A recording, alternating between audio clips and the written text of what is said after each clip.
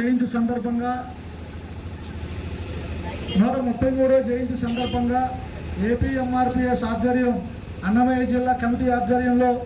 చుండుపల్లిలో ఉన్నటువంటి డాక్టర్ బాబాసాహెబ్ అంబేద్కర్ గారి యొక్క విగ్రహానికి ఘనంగా ర్యాలీతో కమిటీ సభ్యులందరూ కూడా చాలా ఉత్సాహంగా డీజే ర్యాలీని నిర్వహిస్తూ పెద్ద గజమాలతో అంబేద్కర్ గారిని స్మరించుకుంటూ ఆయన చేసినటువంటి పోరాటాలని ఈరోజు మనమందరం గుర్తు చేసుకోవాలి. వేల సంవత్సరాలుగా అంటరానితనం, దశాబ్దాలుగా కుట్రలకు కుతంత్రాలకు,